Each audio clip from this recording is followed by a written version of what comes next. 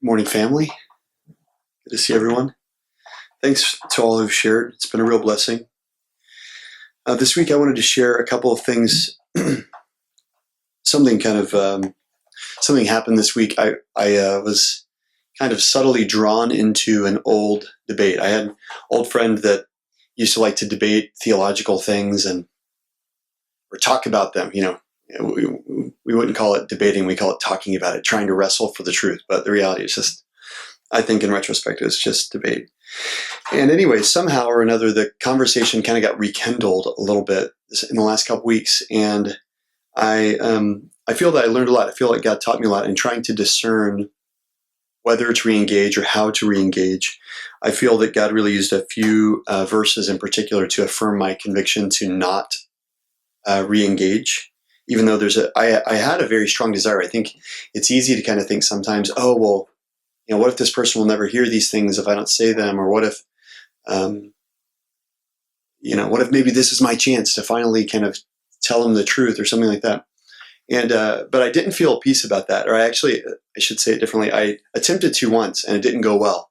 So then I thought, okay, I should do this differently. And it's kind of this is a side note, but one thing I've noticed is that those who would distract us, especially as it pertains to our faith, people who are, kind of really doctrinally minded or theologically minded, no one will ever say, hey, what I want to talk to you about is a peripheral issue. It's not really important. It's not you don't have to worry, it's not a big part of our faith. No, it's always, this is the core of the gospel. If we don't agree on this, then, it's absolutely essential. It's absolutely essential. And for me, one thing I learned is unless I have a firm anchor, it's easy to be deceived as to what's truly essential. And I've got to make sure that my anchor is firm and not be swayed by what anybody else thinks is essential, because it's not true. But there's a verse in Nehemiah 6, which when I read it, it really encouraged me to let it go. But in chapter 6, verse 2, it says, Sanballat and Geshem sent a message to Nehemiah saying, come, let us meet together at Chephirim in the plain of Ono. But they were planning to harm me. And then verse 3 is what struck me. So I sent messengers to them saying, I am doing a great work and cannot come down. Why should the work stop while I leave it and come down to you? And it could sound strange, I know, but reading that really brought peace to my heart. I'm doing a great work. And what God really spoke to my heart is, what I've already called you to is what I want you to focus on. And time spent engaging or figuring out how to debate or how to formulate arguments or anything like that is calling you away from the great work I've already called you to. And when I read that, it was like an ointment in my heart. I knew, okay, I've been called to a great work. I don't need to go down, so to speak, even though via email there's no going down to a field, but I don't have to be distracted. And I felt confidence.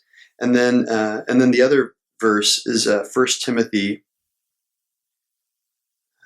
chapter 1 and verse 3. It says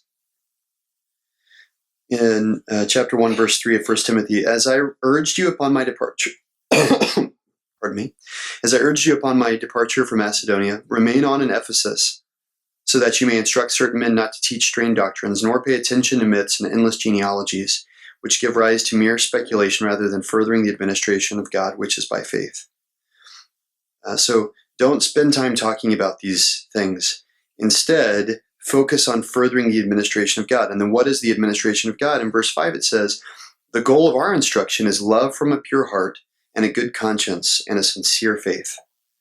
And I was as encouraged as I was reading more of 1 Timothy to see that even Paul acknowledged to Timothy that these kinds of debates, there's some kind of allure or temptation to engage in these unprofitable discussions. In 1 Timothy 4, and verse 7, it says, but have nothing to do with worldly fables fit only for old women. On the other hand, discipline yourself for the purpose of godliness. And here he's talking about, in verse 6 it says, be constantly nourished on the words of the faith and of the sound doctrine which you have been following. And so what I see there is that Paul is telling, I've always read that these verses, discipline yourself for the purpose of godliness, kind of stand alone. But what Paul is saying is exercise discipline, the discipline it takes to not be engaged in fruitless discussion. Paul is saying to Timothy, sometimes it requires discipline. Exercise discipline for the purpose of godliness, so that you won't have anything to do with these worldly fables. And that word fables is the same word that Paul uses earlier around myths and genealogies. These speculations and endless discussions, exercise discipline so that you will steer clear of them, because engaging in them can be fruitless. And I know that I definitely have a temptation to get into these kinds of discussions or arguments sometimes. And so Paul's exhortation to Timothy to be disciplined and avoid empty talk was a real encouragement to me. So instead of going back into some old conversations, to kind of double down, so to speak, on my desire to, as he says here in chapter 1 and verse 5, the goal of our instruction is love from a pure heart and a good conscience and a sincere faith. And that word sincere faith made me think a faith that is as real on the inside as it is on the outside. That the administration of God, that the purpose of our instruction should be to stir, and in the context of what we've heard today, I think it's really wonderful to think about. A sincere faith is a faith that is as real on the inside as it is on the outside. And there's another verse in 2 Timothy 2, verse 22.